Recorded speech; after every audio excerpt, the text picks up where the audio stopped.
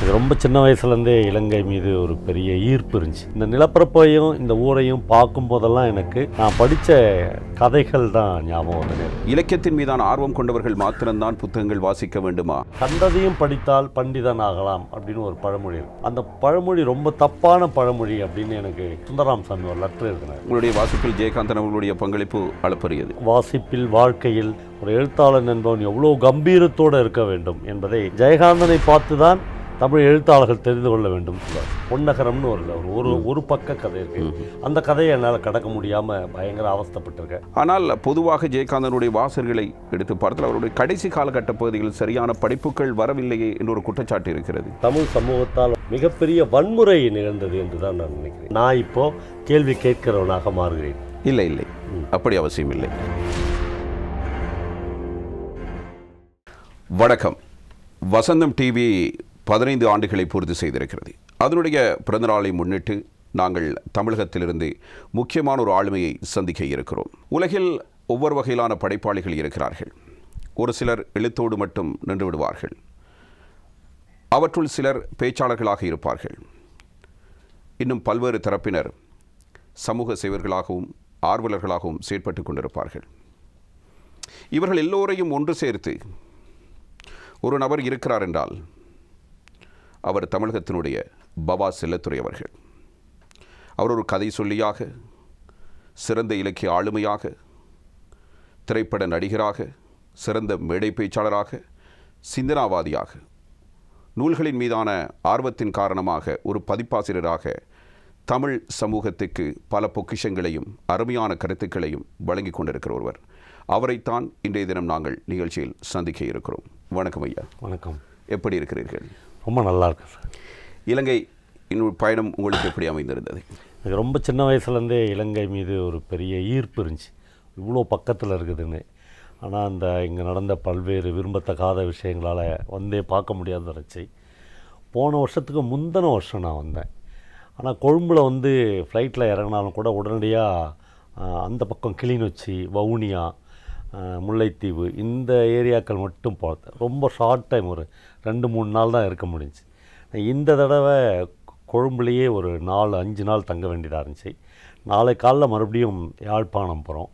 இன்னும் ஒரு 5 நாள் என்னுடைய பயணங்கள் இருக்குது. முழு இலங்கையினுடைய நிலப்பரப்பையும் பார்க்குறதுக்கான ஒரு மிகப்பெரிய வாய்ப்பு கிடச்சிச்சு. இந்த நிலப்பரப்பையும் இந்த ஊரையும் பார்க்கும்போதெல்லாம் எனக்கு நான் படித்த கதைகள் தான் ஞாபகம் வந்துன்னே இருக்கு. ஒவ்வொரு இடத்தையும் பார்க்கும்போது நான் இலங்கை படைப்பாளிகளில் நான் படித்த நிலப்பரப்புகள் ஞாபகம் வந்துன்னே இருக்குது. அதே மாதிரி என் வாழ்க்கையில் நான் பார்க்க முடியுமான்னு நினச்ச சிவசேகரம், எம்ஏ நுஹ்மான், மௌனகுரு மாதிரியான மிகப்பெரிய ஆளுமைகளை எல்லாரையும் ஒரே மேடையில் ஒரே இடத்துல பார்த்தது என் வாழ்க்கையில் மறக்க முடியாத ஒரு தருணமாக இருந்துச்சு. அது உங்களுக்கு மிக மகிழ்ச்சி ஏற்படுத்தி, ரொம்ப மகிழ்ச்சி ஏற்படுத்தி, இந்த நாட்டுக்கு வர வேண்டும் என்கிற ஒரு ஆர்வம் வந்ததோடு மாத்திரமல்லாமல் உங்களோடு சமகாலத்தில் இயங்கிக் கொண்டிருக்கிற இலக்கிய ஆளுமைகள். கண்டிப்பாக ஒரு நாடுன்றது வெறும் கட்டடங்களும் வெறும் நிலமும் வெறும் அதில் உள்ள மரங்களும் இல்லை, அதில் உள்ள மிகப்பெரிய படைப்பாளிகளும் சேர்ந்து தான். ஏன்னா அவங்க தான் அடுத்த ஜென்ரேஷனுக்கு இந்த நாட்டினுடைய ஆன்மாவை, இந்த மக்களுடைய வாழ்க்கையை, வாழ்வாதாரத்தை எல்லாத்தையும் கடத்தி எடுத்துன்னு போகிறவங்க. அவங்க எல்லாரையும் ஒரே இடத்துல பார்த்ததுன்றது என் வாழ்க்கையில் மறக்க முடியாத, எத்தனை கோடிகள் கொட்டி கொடுத்தாலும் கிடைக்காத ஒரு வரமாக நான் பார்க்குறேன். சமகாலத்தில் எத்தனையோ படைப்பாளிகளுடைய படைப்புகளை நீங்கள் வாசித்திருக்கிறீர்கள். அன்றாடம் செய்தித்தாள்களை படிக்கிற மக்களும் குறைந்து கொண்டிருக்கிற ஒரு காலப்பகுதி. ஏனென்றால் சமூக வலைத்தளங்களுடைய ஆதிக்கம் அந்த தூரம் இருந்து கொண்டிருக்கிறது. இலக்கியத்தின் மீதான ஆர்வம் கொண்டவர்கள் மாத்திரம்தான் புத்தகங்கள் வாசிக்க வேண்டுமா என்ற கேள்வியும் இன்னொரு பக்கத்தில் எழுந்து கொண்டிருக்கிறது. ஏனென்றால் மனிதனுடைய அறிவாற்றல் எந்த அடிப்படையில் வளர்ந்து கொண்டிருக்கிறது என்ற ஒரு சந்தேகமும் இருக்கிறது. ஆனால் நீங்கள் எத்தனையோ எழுத்தாளர்களுடைய எத்தனையோ நூல்களை படிக்கிறீர்கள். இதற்கான உங்களுடைய உழைப்பு, இந்த அனுபவம் உங்களுக்கு எப்படி இருக்கிறது? வாழ்க்கையில் வேறு எதுவுமே வேணாம் அப்படின்னு தான் தோணுது. மறுபடியும் நான் கிட்டத்தட்ட என்னுடைய 15 வயசுலேருந்து வாசிக்க ஆரம்பித்தேன். இன்றைக்கும் தொடர்ச்சியாக வாசிச்சுன்னே இருக்கேன். ஆனால் பல்வேறு மனநிலைகள், குடும்ப சூழல்கள், லௌகீகத்தில் ஏற்படுற தோல்விகள், மன பிரச்சனைகள், இது வாசிப்பை பல நேரம் தடுக்கும் அல்லது இல்லாமல் ஆக்கிடும். அப்படி சில பிளாக் வரும். அதுக்கு அந்த சமயத்தில் வாசிக்கவும் முடியாது, எழுதவும் முடியாது. அதை வந்து ரைட்டர்ஸ் பிளாக் அப்படின்னு சொல்லுவாங்க. அப்படி எனக்கு நிறைய ஏற்பட்டது உண்டு. ஆனால் ஏதாவது ஒன்று பண்ணி நடுக்கடலில் அல்லது நடு கிணத்துல விழுந்துட்ட ஒருத்தன் எப்படியாவது தத்தி தத்தி ஓடி போய் ஒரு படியை பிடிச்சிடணும், ஒரு கட்டையை பிடிச்சிடணுன்ற மாதிரி எப்படியாவது இதிலேருந்து விடுபட்டு வாசிப்பை நோக்கி போயிடணும் அப்படின்றது மட்டும்தான் என்னுடைய உணர்வு. தீராத ஆர்வம் என்றைக்குமே செத்தாலும் செத்தாக தான் தீரும். அதாவது ஜி நாகராஜன் தமிழில் ஒரு மிகப்பெரிய படைப்பாளி சொல்லுவார், எனக்கு ரொம்ப குளிருது அப்படின்னு. அப்போது ஒருத்தர் சொல்லுவார், நான் உனக்கு ஒரு நாளைக்கு வரும்போது உங்களுக்கு ஒரு பெட்ஷீட் எட்டுன்னு வரேன், சிதையில் வச்சா தான் இந்த குளிர் அடங்கும் அப்படின்னு சொல்லுவார். அந்த மாதிரி தான் நம்ம செத்தாதான் அந்த வாசிக்கிற ஆர்வம் நம்மளை விட்டு அடங்கும் அப்படின்னு நினைக்கிறேன். அது வரல இது புதிய புதிய இலைகளை கொடுத்து துளுக்கிற மாதிரி துளுத்து. இது எங்கே இருந்து துளிர் விட்டது? எந்த நீங்கள் யாராவது ஒரு மரத்தை போய் ஒரு நேர்காணல் பண்ணும்போது உங்களுடைய முதல் இலை எங்கேருந்து வந்துச்சு அப்படின்னு ஒரு மரத்தை கேட்கவே முடியாது. எந்த மரங்களும் அதை குறித்து வச்சுக்காது டைரியில். ஒரு செடி வந்து எவ்வளோ பூக்களை பூத்தாலும் முதல் பூவை எங்கேருந்து பூத்தோம் அப்படின்னு சொல்லவே முடியாது. அதே மாதிரி தான் வாசிப்பு அப்படின்ற பழக்கம் ஒருத்தனுக்கு எப்போ முளை விட்டுச்சு, எங்கேருந்து தொடங்குச்சு அப்படின்னு சொல்ல முடியாது. ஆனால் என்னுடைய ஞாபகத்தில் நான் ஜெயகாந்தனுடைய ஒரு மனிதனும் சில எருமை மாடுகளும்ன்ற ஒரு நாவல் தான் நான் படித்த முதல் ஃபிக்ஷன், நான் படித்த முதல் புத்தகம். அங்கேருந்து தான் அந்த ஆர்வம் என்னை தொத்துக்கிச்சு. அப்படியானால் உங்களுடைய வாசிப்பில் ஜெயகாந்தன் அவர்களுடைய பங்களிப்பு அளப்பரியது. வாசிப்பில், வாழ்க்கையில் அப்படி நிறைய எனக்கு அவரோட பெரிய தொடர்பு இருக்கும். சுந்தரராமசாமி ஒரு இடத்துல சொல்வார், ஜெயகாந்தனுடைய படைப்புகளில் வந்து கலைத்தன்மை கொஞ்சம் குறைவாக இருக்குது அப்படின்னு சொல்கிற விமர்சகர்கள்லாம் கூட இருக்காங்க. ஆனால் ஒரு எழுத்தாளன் என்பவன் எப்படி இருக்க வேண்டும், ஒரு எழுத்தாளன் என்பவன் எவ்வளோ கம்பீரத்தோடு இருக்க வேண்டும் என்பதை ஜெயகாந்தனை பார்த்து தான் தமிழ் எழுத்தாளர்கள் தெரிந்து கொள்ள வேண்டும் சொல்வார். அவ்வளவு கம்பீரமாக ஒரு ரைட்டர்னால் அப்படி தான் இருக்கணும். இப்போ சிங்கம் மாதிரி கர்ஜிக்கணும், யாருக்கும் பணியாத ஒரு இடம் வேணும், யாருக்கும் வளைந்து கொடுக்காத முதுகெலும்பு நிமிர்ந்து நிற்கிற ஒரு படைப்பாளி வந்து அப்படி தான் இருக்கணுன்றதை ஜெயகாந்தன்ட்டு தான் கற்றுக்கினேன். அதிர்ஷ்டவசமாக அவருடைய கடைசி 10 ஆண்டுகள் என்னோட ரொம்ப ரொம்ப நெருக்கமாக இருந்தார். அடிக்கடி என்னை தேடி எங்கள் ஊருக்கு வருவார், நான் அடிக்கடி அவரை தேடி போவேன். நிறைய நாங்கள் 2 பேரும் சேர்ந்து பல நிகழ்ச்சிகளில் பங்கெடுத்துக்கிறோம். சும்மாவே வந்து 4-5 நாள் எங்களோட இருந்திருக்காரு. நாங்கள் படித்ததை, எங்களுடைய வாழ்க்கை அனுபவத்தை உட்காந்துருக்கோம். அதனால் ஜெயகாந்தனுடைய பங்கு வந்து என்னுடைய லைஃப்பில் ரொம்ப முக்கியமானதாக இருக்கும். அதே நேரம் நீங்கள் ஒரு புத்தகத்தை படிப்பதற்கு நேரம் ஒதுக்கிக் கொள்வீர்களா? எப்படி நீங்கள் புத்தகம் படிக்கிறீர்கள் என்ற கேள்வியெல்லாம் எங்களை போன்ற வாசகர்களுக்கு இருக்கிறது. ஏனென்றால் நாங்கள் சில நேரங்களில் ஓய்வில் இருக்கும்போது உங்களுடைய உரையாடல்களை கேட்போம், பார்ப்போம். இவர் எப்படி இந்த புத்தகத்தை வாசித்திருப்பார், இதற்காக எத்தனை நாள் எடுத்துக்கொண்டிருப்பார், அந்த புத்தகத்தில் உள்ள அத்தனையும் எப்படி இவர் விலாவாரியாக பேசிக்கொண்டிருக்கிறார் என்ற ஒரு சந்தேகமும் ஆச்சரியமும் எங்களுக்கு எப்போதும் இருக்கும். எப்படி நீங்கள் இதனை கையாள்கிறீர்கள்? தமிழ்நாட்டில் என்னை விடவும் பல 100 மடங்கு தீவிரமான வாசிப்பாளர்கள் உண்டு. ஆனால் எல்லாருக்குமே ஒரு இயல்பு உண்டு. பல வாசிப்பாளர்கள் தாங்கள் வாசித்ததை வெளியே சொல்ல மாட்டாங்க. நான் எவ்வளோ வாசிச்சுக்கிறோம் அப்படின்னு மட்டும் இருக்கும். ஒருவேளை அதை ஒரு ஓமையாக சொல்லணுன்னா நாய் மடியில் இருக்கிற பால் மாதிரி அப்படின்னு சொல்லலாம். நாய் மடியில் இருக்கிற பால் வந்து நாய்க்குட்டிக்கு மட்டும்தான் உதவும், அதுக்கே உதவுமான்னு தெரியாது. ஆனால் நான் வந்து என்னென்னா, நான் வாசித்ததை எல்லாருக்கும் சொல்லினே இருக்கணும் அப்படின்னு நினைப்பேன். அப்புறம் திட்டமிட்டு வாசிக்கிறது இல்லை. காலையில் 6 மணிலேருந்து 8 மணி வரலாம் வாசிக்கணும், இரவில் வந்து 10 மணிலேருந்து 12 மணி வரலாம் வாசிக்கணும், அப்படி இல்லை. எப்பொழுதெல்லாம் நேரம் கிடைக்கிறதோ அப்பொழுதெல்லாம் வாசிக்கலாம். இந்த எப்போல்லாம் நீங்கள் சுவாசிப்பீங்க அப்படின்னு ஒரு கேள்வி நீங்கள் என்னை கேட்க முடியாது. எப்போல்லாம் காற்று வந்து என் மீது மோதுதோ அப்போல்லாம் என்னுடைய சுவாசம் நிகழும். எப்போல்லாம் எனக்கு தோணுதோ அப்போல்லாம் நான் வாசிப்பேன். ஆனால் இந்த கண்டதையும் படித்தால் பண்டிதன் ஆகலாம் அப்படின்னு ஒரு பழமொழி இருக்குது. அந்த பழமொழி ரொம்ப தப்பான பழமொழி அப்படின்னு எனக்கு 40 வருஷத்துக்கு முன்னாடி சுந்தரராமசாமி ஒரு லெட்டர் எழுதினார்.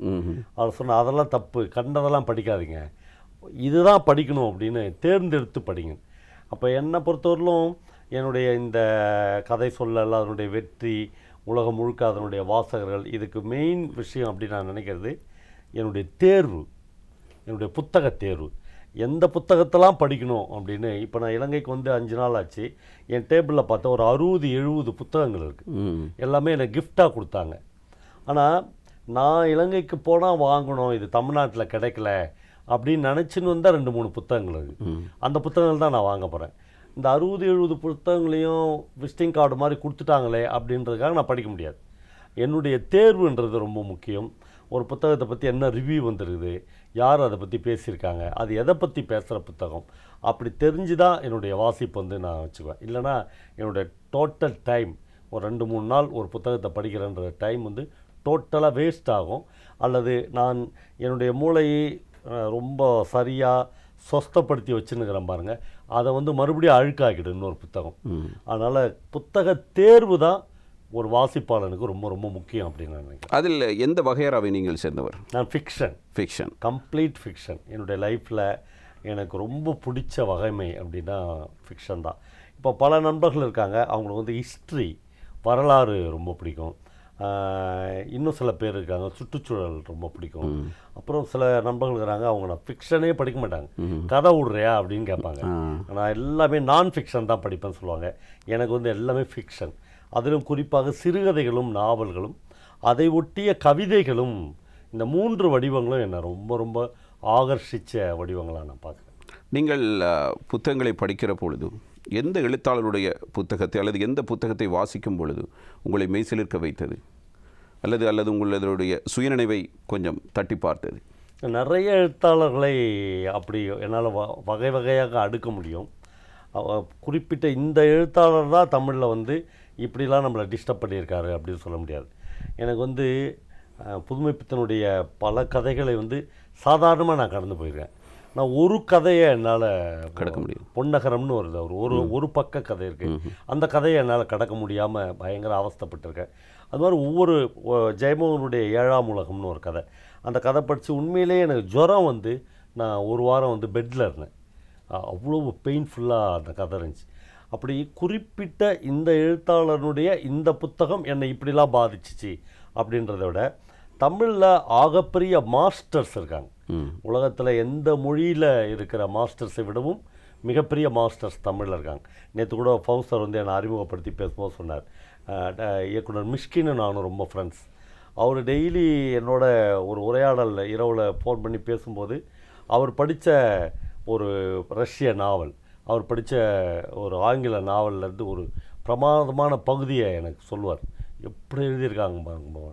நான் சொல்லுவேன், இதை விட 2 மடங்கு 3 மடங்கு தமிழில் இருக்குது மிஷ்கின். மௌனி எழுதியிருக்காரு, கூப்பாரா எழுதியிருக்காரு, ராஜகோபாலன் எழுதியிருக்காரு, கூப்பா ராஜகோபாலன் எழுதியிருக்காரு, கி ராஜநாராயணன் எழுதியிருக்காரு, கந்தர்வன் எழுதியிருக்காரு. நிறைய பேரை நான் ரெஃபர் பண்ணியிருக்கேன். ஆக தமிழில் எழுதுகிற பல ரைட்டர்ஸ் வந்து உலகத்தரத்துக்கு எழுதுகிற ரைட்டர்ஸ் இருக்காங்க. துரதிர்ஷ்டவசமாக அந்த மொழிக்கான ஒரு நல்ல மொழிபெயர்ப்புகள் சரியாக கிடைக்கல. பல வருடங்கள் கழித்து, 50-75 வருடங்கள் கழித்து இப்போ தான் கொஞ்சம் மொழிபெயர்ப்புகள் வர ஆரம்பிச்சிக்குது. அதுவும் தமிழ்லேருந்து சரியான மொழிபெயர்ப்புகள் ஆங்கிலத்துக்கு போயிடுச்சுன்னா, ஆங்கில இலக்கியங்கள்லாம் ஒன்றுமே இல்லை, ரஷ்ய இலக்கியத்தை விட அதுக்கு போட்டி போடுற அளவுக்கு தமிழ்லேயே லிட்ரேச்சர் இருக்குதுன்ற இடம் வந்து ரொம்ப கூடிய சீக்கிரத்தில் அந்த மொழிபெயர்ப்புகளால் நிகழப்போம். ஏனைய மொழிகளில், தமிழ் தவிர ஏனைய மொழிகளில் இருந்து தமிழுக்கு ஒரு நூலையோ அல்லது ஒரு நாவலையோ மொழிபெயர்க்கும் போது அதை உயிர்ப்போடு அது வந்து விடுமா? அந்த மாதிரி வந்திருக்கு. குறிப்பாக மொழிபெயர்ப்புகளில் 2 வகையை எடுத்துக்கணும் நீங்கள். ஆங்கிலத்திலிருந்து தமிழில் வருது இல்லை, அதில் பெரும்பான்மையான புத்தகங்கள் ஆங்கிலத்தில் எழுதப்பட்டவைகள் இல்லை. அப்போ ரஷ்யாவிலிருந்து, ரஷ்யன் மொழியிலிருந்து ஆங்கிலத்துக்கு மொழிபெயர்க்கப்பட்டு, ஆங்கிலத்திலிருந்து மறுபடியும் தமிழில் மொழிபெயர்க்கப்படுது. அதை அப்போ நாம் படிக்கிற டெக்ஸ்ட் வந்து 3வது மொழிபெயர்ப்பு தான். இப்போ இட்டாலி மொழியிலிருந்து ஆங்கிலத்துக்கு வந்து மறுபடியும் ஆங்கிலத்திலேருந்து தமிழுக்கு வருது. அப்போ உங்கள் கையில் இருக்கிறது 3வது மொழிபெயர்ப்பு தான். அப்படி வரும்போது ஒவ்வொரு இடத்துலையும் ஒரு எழுத்தாளனுடைய ஆன்மாவில் ஒரு 10%, 25% அந்த மொழிபெயர்ப்பாளன் மெல்ல கொன்று எடுக்கிறான். ரொம்ப ரேராக அந்த மொழிபெயர்ப்பை அப்படியே கொடுக்குற மொழிபெயர்ப்பாளன் ரொம்ப ரொம்ப கம்மியாக, அது ரொம்ப கடினம். ஏன்னா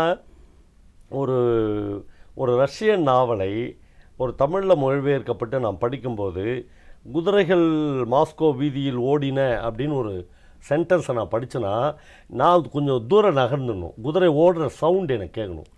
என் பேரில் வந்து குதிரை மோத போகுதுன்னு நினைக்கிறேன் நான். அப்புறம் குதிரை லாயத்தினுடைய ஸ்மெல் வந்து எனக்கு வரணும், அந்த ஃபீல் வரணும். அந்த அளவுக்கு அந்த மொழிபெயர்ப்பினுடைய வீரியம் இருக்கணும். அதுதான் தி பெஸ்ட்டு மொழிபெயர்ப்பு. இப்படி ஒரு தரப்பு இருக்குது. இன்னொரு தரப்பு வந்து அதை பற்றி என்ன சொல்கிறாங்கன்னா, அப்படி இருக்க வேணான்றாங்க. நீங்கள் ரஷ்ய மொழியில் எழுதப்பட்ட ஒரு நாவல் அதே ஃபீலோடு இருக்கணும்னு ஒரு அவசியமும் கிடையாது. அதை தமிழ் வயப்படுத்த வேண்டும்னு சொல்கிறாங்க. இந்த ரெண்டு இதுக்கெல்லாம் ஒன்றும் சட்டம் கிடையாது. இது முழுக்க முழுக்க மன உணர்வு சம்பந்தப்பட்ட விஷயம். ஒவ்வொரு வாசகனுடைய தனிப்பட்ட வாசிப்பு சார்ந்த அனுபவம். இதுக்கு ஒரு சட்டம் கிடையாது, இதுக்கு இப்படி தான் இருக்கணும்னு யாரும் சொல்ல முடியாது. சுப்ரீம் கோர்ட்டில் இதுக்கு ஒரு தீர்ப்பு கொடுக்க முடியாது, எதுவுமே செய்ய முடியாது. இது தனிப்பட்ட ஒரு வாசகனுடைய தனிப்பட்ட அனுபவம். இந்த அனுபவத்தை நான் தாஸ்தாவஸ்கியும் டால்ஸ்டாயும் படிக்கும்போது அவர்கள் அந்த மொழியில் என்ன ஃபீல் பண்ணி எழுதினார்களோ அதை அப்படியே அடைஞ்சிட்டுனா அது ஒரு நல்ல மொழிபெயர்ப்பு, அவ்வளோதான். இதுக்கு மேலே ஒரு 10 வரி அல்லது 5 வரி நான் சொன்னாலும் அது ஒரு விமர்சகன் சொல்ல வேண்டியது, ஒரு வாசகனோ ஒரு படைப்பாளியோ சொல்ல வேண்டிய விஷயங்கள் கிடையாது. அது ஒரு கிரிட்டிக் சொல்ல வேண்டியது. அவங்க என்ன வேணாலும் இதை பற்றி ஆய்வு பண்ணிக்கிட்டோம், அந்த இடத்துக்கு நம்ம போக வேணாம். ஒரு புத்தகத்தை இப்படி கையில் ஏந்தி கொண்டு படிக்கிற பொழுது ஒரு உணர்வு.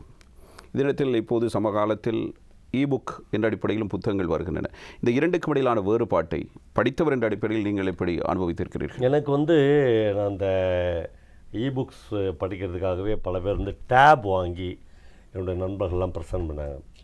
துரதிருஷ்டவசமாக நான் அந்த டேப்பில் இதுவரையிலும் ஒரு கதை கூட படித்ததே கிடையாது.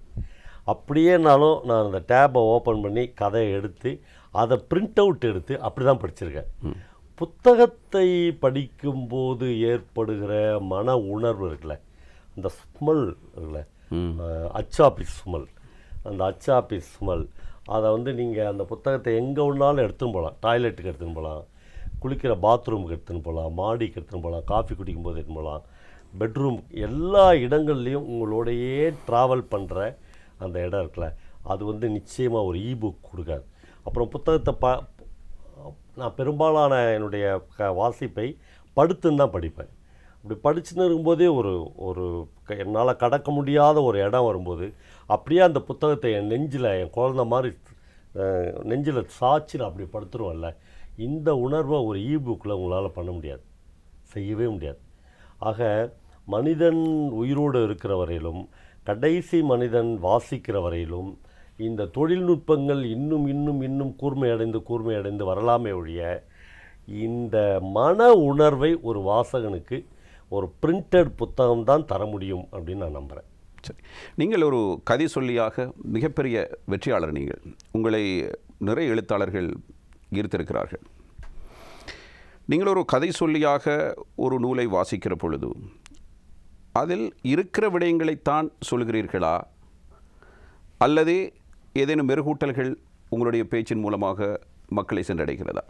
ஒரு கதை சொல்லி ஒரு கதையில் இருக்கிற விடயங்களை நீங்கள் சொன்ன 2 வகையில் நீங்கள் ஒரு வாசகனாக அல்லது நீங்கள் ஒரு கதையை கேட்பவராக அதில் உள்ள விஷயங்களை அப்படியே சொல்ல வேண்டும் என்று எதிர்பார்க்கிறீர்களா, அல்லது ஒரு கதை சொல்லி அதில் சில மெருகூட்டல்களை, சில மீறல்களை, சில விடுபடுதல்களை விட்டு செய்ய வேண்டும் என்று நீங்கள் எதிர்பார்க்கலாம்? நீங்கள் சொல்லுங்கள். நான் இப்போது கேள்வி கேட்கிறவனாக மாறுகிறேன், நீங்கள் சொல்லுங்கள். ஒரு கதை கேட்பவனாக, ஒரு வாசகனாக நீங்கள் எப்படி ஃபீல் பண்ணுறீங்க? என்ன கேட்கிறீர்கள்? ஒரு கதை சொல்லி ஒரு எழுத்தாளனுடைய ஒரு படைப்பை சொல்லுகிற போது அந்த படைப்பில் இருக்கிற விடயங்களை மட்டும்தான் பகிர்ந்து கொள்ள வேண்டுமா? இல்லை, அப்படி அவசியம் இல்லை. ஒரு கதை சொல்லியாக வருகிற பொழுது அந்த கதை உங்களுக்கு பிடித்திருந்தால் அந்த கதையின் பக்கம் நீங்கள் வாசகர்களையும் இருக்க வேண்டும், அவர்களும் இதனை வாசிக்க வேண்டும் என்பது தூண்டுதலை ஏற்படுத்துவதற்காகத்தான் நீங்கள் ஒரு கதை சொல்லியாக வருகிறீர்கள். உங்களுடைய வர்ணனை நிச்சயம் தேவை. அதில் கண்டிப்பாக நான் அப்படி தான் சொல்கிறேன். ஆனால் அது எந்த வகையிலும் ஒரு எழுத்தாளனுடைய படைப்பை, ஒரு எழுத்தாளனுடைய எழுத்தை 1% கூட மட்டுப்படுத்தாததாக, 1% கூட மீறாததாக இருக்க வேண்டும் என்கிற அந்த அறம் இருக்க வேண்டும் என்று உள்ளுணர்வு இருக்கிறது. ஆனால் இப்பொழுது நான் அந்த கதையை சொல்லிக்கினே போகிறேன். நான் பிரபஞ்சனுடைய ஒரு கதையை சொல்லிக்கொண்டே போகிறேன்.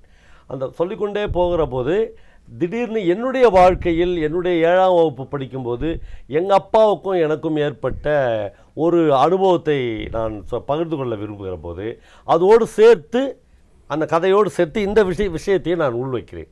அது பிரபஞ்சனுடைய கதைக்கு நான் சேர்க்கிற மகுடம்தானே தவிர, பிரபஞ்சனுடைய கதையின் மகுடத்திலிருந்து ஒரு வைரக்கல்லை நான் பிடுங்கி எடுத்து என் பாக்கெட்டில் போட்டுக்கொள்வதாக நீங்கள் நினைத்து கொள்ளவே கூடாது. ஆக ஒரு எழுத்தாளனுடைய படைப்பில் இருப்பதை அப்படியே ஒப்பித்தல், அல்லது அப்படியே நகலெடுத்தல் என்பதை ஒரு மிஷின் செய்து விடக்கூடும். என்னை விட தொழில்நுட்பங்களில் வந்த ஒரு மிஷின் வந்து இன்னும் நேர்த்தியாக செய்துவிடக்கூடும். ஆனால் ஒரு கிரியேட்டருடைய வேலை, ஒரு கதை சொல்லியினுடைய வேலை, ஒரு படைப்பாளியினுடைய கதையை அவனினும் மேன்மைப்படுத்தி சொல்வது என்பதுதான் ஒரு படைப்பாளியுடைய. இன்னும் ஒரு சவால் இருக்கிறது பவா செல்லத்துரை அவர்களே. ஒரு எழுத்தாளர் ஒரு நோக்கத்தோடு ஒரு புத்தகத்தை எழுதியிருப்பார். அந்த நோக்கத்தை நீங்கள் சரியாக புரிந்து கொள்ளாமல் வேறொரு விடயத்தை நீங்கள் இனங்கண்டு அதனை கதை சொல்லியாக நீங்கள் முன்வைத்த சந்தர்ப்பத்தில் ஏதேனும் விமர்சனங்களை சந்திக்க வேண்டி ஏற்பட்டிருக்கிறதா? நான் இதுவரையிலும் நீங்கள் சொல்கிறத அப்படியே கேட்கும்போதே எனக்கு நெஞ்சு நடுங்குது. ஏன்னா அப்படி ஒரு தவறு நடந்துடுச்சுன்னா அந்த படைப்பாளியை எப்படி நம்ம எதிர்கொள்ள முடியும்? அது எப்படி அவருக்கு எவ்வளோ பெரிய துரோகத்தை நாம் செஞ்சுருக்கிறோம் அப்படின்னு. ஆனால் ஒரு 40 வருட வாசிப்பை கொண்ட ஒருவன் மிக நிச்சயமாக அப்படி ஒரு தவறை செய்துவிட மாட்டான் என்று நம்புகிறேன். எனக்கு தெரிந்து என்னுடைய கதையினுடைய அந்த அடிநாதத்தையே நீங்கள் மாற்றிவிட்டீர்கள், நான் அப்படி எழுதவில்லை என்று சொன்ன ஒரு படைப்பாளியும் இல்லை. எனக்கு ரொம்ப தமிழில் பிடித்த, யாராலும் பெரிதாக கண்டுகொள்ளப்படாத அல்லது அவர் எழுதின அளவுக்கு பேசப்படாத ஒரு படைப்பாளி திலீப் குமார். திலீப் குமாருடைய ஒரு 3 கதைகளை நான் சொல்லியிருக்கிறேன். திலீப் குமார் மட்டும் எனக்கு ஒரு தடவை ஃபோன் பண்ணி, நீங்கள் என்னுடைய கதைகளை சொல்லிவிட முடியும் என்று நம்புகிறீர்களா என்று கேட்டார். நான் மறுபடியும் நான் சொன்ன கதைகளை அவருடைய கதைகளை மறுபடியும் கேட்டு பார்த்தேன். எனக்கு அவர் சொன்னதில் நியாயம் இருப்பதாக தோணியது. நான் அவருக்கு நியாயம் செய்யவில்லை என்று தோன்றியது. உடனடியாக அந்த 3 கதைகளையும் நான் யூடியூப்லேருந்து நீக்க சொன்னேன். நீக்கிவிட்டு அடுத்த நாள் உட்கார்ந்து அவருடைய 3 கதைகளையும் புத்தகத்தை வைத்து வாசித்து பதிவு செய்ய சொன்னேன். உடனே திலீப்குமார் என்னை மறுபடியும், என்னுடைய வடிவம் இதுதான், என்னுடைய கதை, நீங்கள் எல்லாருடைய கதையும் வாசிக்க வேண்டும் என்று நான் சொல்லவில்லை. ஆனால் திலீப்குமாருடைய கதைகள் சொல்லப்படக்கூடாதவை, வாசிக்கப்படக்கூடியவை, அதை நீங்கள் சரியாக செய்துவிட்டீர்கள் பவா, ரொம்ப நன்றி. இப்படித்தான் நான் ஒரே ஒரு எழுத்தாளருடைய எதிர்வினையை சந்தித்திருக்கிறேனே ஒழிய இதுவரையிலும் எந்த எழுத்தாளனும் என்னுடைய கதையின் போக்கை நீங்கள் மாற்றிவிட்டீர்கள், டோன் அதில் வரவில்லை, அதில் இருக்கிற ஆன்மா சிதைக்கடிக்கப்பட்டு விட்டது என்று இதுவரையிலும் யார் சொல்லியும் நான் கேட்டதில்லை.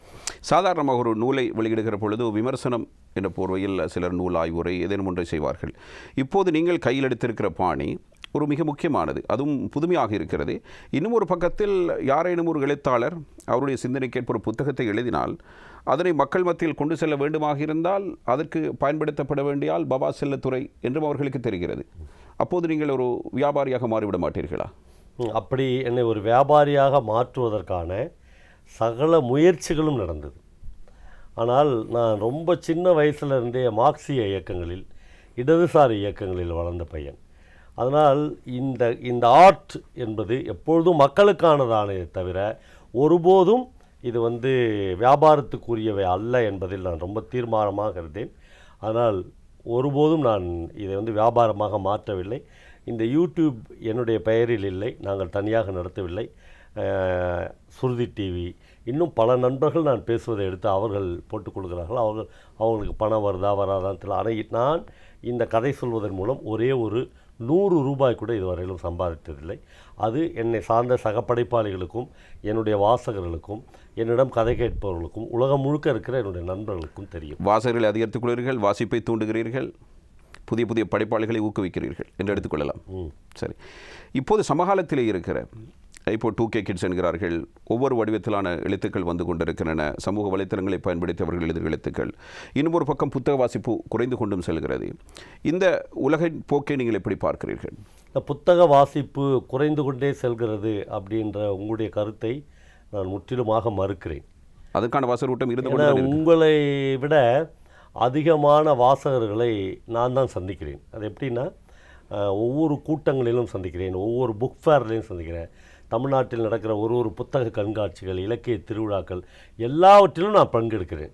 அப்போது வாசகர்கள் குறையலை. இப்போ உங்கள் கொழும்பில் நான் இறங்கினேன்.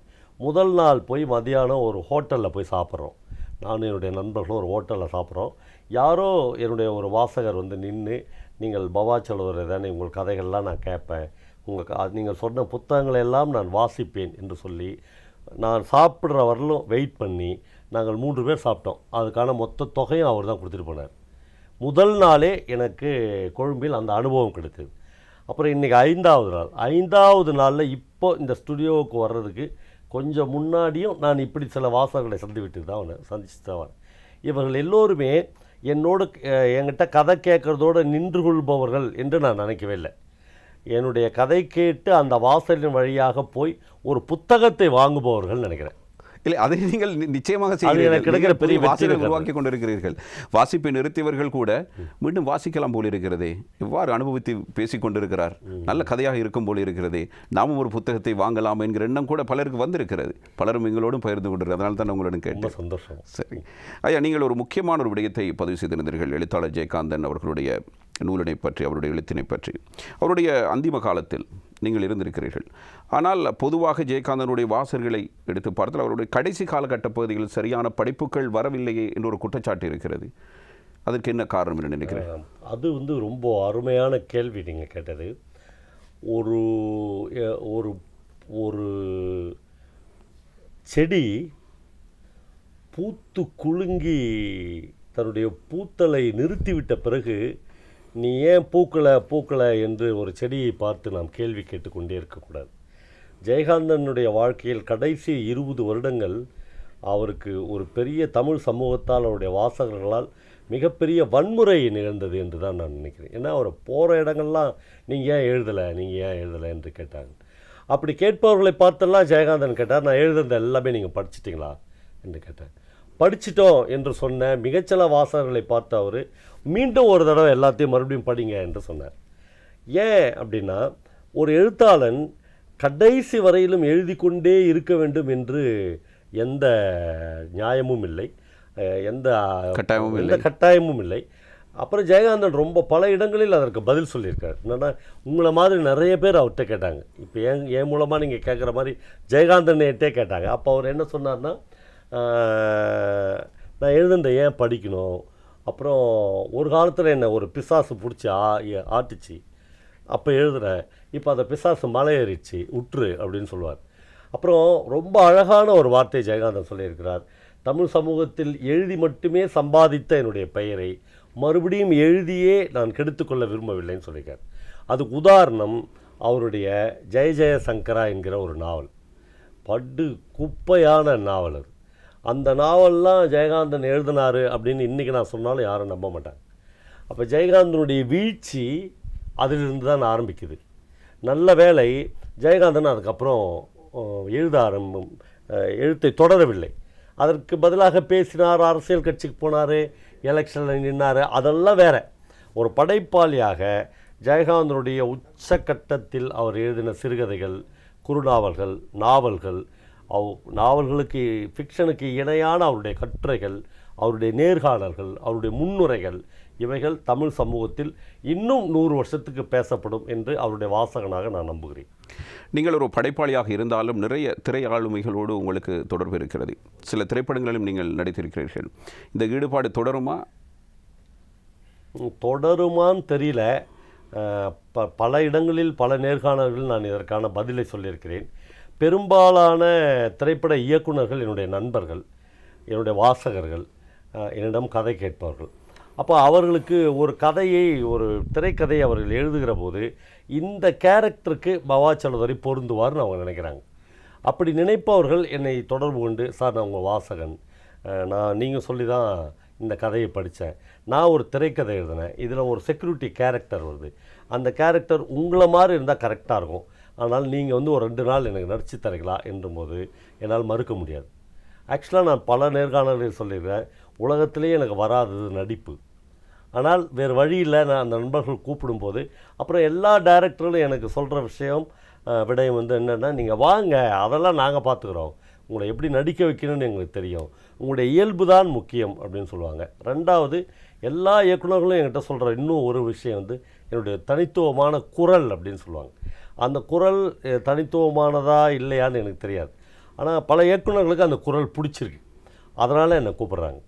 அப்புறம் தமிழ்நாட்டில் வேறு எந்த துறையிலும் இல்லாத அளவுக்கு அதிகமான ஊதியம் திரைப்படத்துறையில் தான் இருக்குது. அதனால் அது ஒரு காரணம். எனக்கு ஒரு மாதத்தில் நான் ஒரு 4 படங்கள் 5 படங்கள் நடித்தா அந்த பணம் என்னுடைய இலக்கிய செயல்பாடுகளுக்கு நிறைய உதவியாக இருக்கும். அவ்வளோதான். நான் வந்து அந்த பணத்தை வாங்கி தான் வாழ்க்கை நடத்தணும், அந்த பணத்தை வாங்கி தான் எங்கள் வீட்டில் சோறு குழம்பு ஆக்கணும், அப்படி இல்லை. நான் வந்து எலக்ட்ரிசிட்டி போர்டில் ஆஃபீஸராக வேலை பார்த்தேன், எனக்கு ஒரு நல்ல பென்ஷன் வருது, அதெல்லாம் ஓகே. ஆனால் இந்த 4 நாள் 5 நாள் நடித்து அதில் ஒரு 1,00,000 ரூபாய் 80,000 ரூபாய் எனக்கு வந்தால் நான் மேற்கொள்கிற பயணங்களுக்கு, என்னை சந்திக்கிற இலக்கிய நண்பர்களுக்கு உதவுவதற்கு எனக்கு ரொம்ப யூஸ்ஃபுல்லாக. இவ்வளவு சௌரியம் இருக்கிற ஒரு துறையை அவர்களே விரும்புகிற போது நான் ஏன் தவிர்க்க வேண்டும் என்கிற எண்ணமும் எனக்கு இருக்கிறது. சரி, உங்களுடைய மனைவியினுடைய ஒத்துழைப்பு எப்படி? பெரிய பூரண ஒத்துழைப்பு தான். என் மனைவி வந்து என்னை வந்து இந்த இலக்கிய காரணங்களுக்காகத்தான் திருமணம் செய்து கொண்டார்கள். அவர்கள் என்னை விடவும் அதிகமான புத்தகங்கள் எழுதியிருக்கிறார்கள். இந்த 15 புத்தகம் வந்திருக்கிறது. அவர்களது 17 18 மொழிபெயர்ப்பு, அது சொந்தமாக எழுதப்பட்ட நாவல் எல்லாமே வந்திருக்கிறது. வீட்டில் வந்து எங்களுக்கு இது சம்பந்தமான பிரச்சனைகள் வந்ததில்லை. பட் எல்லா குடும்பங்களிலும் இருக்கிற லௌகீக சண்டைகள், பிரச்சனைகள், கணவன் மனைவிக்குள்ளாக இருக்கிற இடையூறுகள், இடைவெளிகள், அது எல்லாமும் எங்கள் குடும்பத்திலும் இருக்குது. நாங்கள் ஒரு ஆதர்சமான தம்பதிகள் அப்படின்னு நான் டிக்ளேர் பண்ணல, இருக்கிறது. ஆனால் இந்த இலக்கிய செயல்பாட்டுக்கு தடை இல்லை. அப்புறம் ஒரு காலகட்டம் வரையிலும் என்னுடைய மனைவிக்கும் என்னுடைய 2 பிள்ளைகளுக்கும் இந்த கதை சொல்வது என்பதில் பெரிய ஈர்ப்பு இருந்தது. அவர்களே அதுக்கு ஒத்துழைத்தார்கள். என்னுடைய பையனே என்னுடைய நிறைய கதைகளை ரெக்கார்ட் பண்ணி கொடுத்துக்கிறான்.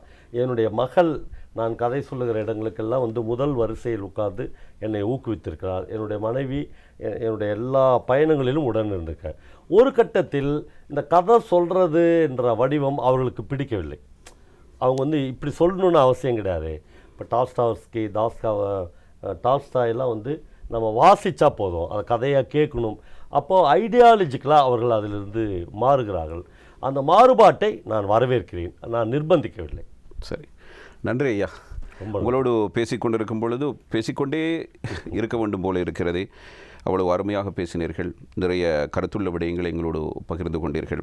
நன்றி. நீங்கள் நிகழ்ச்சியில் இணைந்து கொண்டமை ரொம்ப சந்தோஷம். இலங்கையில் வந்து திடீர்னு இவ்வளோ பெரிய ஒரு தொலைக்காட்சியை கூட்டிகிட்டு வந்து இவ்வளோ ஒரு நேர்த்தியான உரையாடலை மேற்கொண்டதற்கு தமிழ்நாட்டு எழுத்தாளர்கள் சார்பாக, படைப்பாளிகள் சார்பாக என்னுடைய நெஞ்சார்ந்த நன்றியை தெரிவித்துக் கொள்கிறேன். வசந்த நிதி சார்பாக எங்களுடைய வாழ்த்துக்களை நாங்கள் தெரிவித்துக் கொள்கிறோம். வசந்த டிவிக்கு என்னுடைய நன்றியை தெரிவித்துக் கொள்கிறேன்.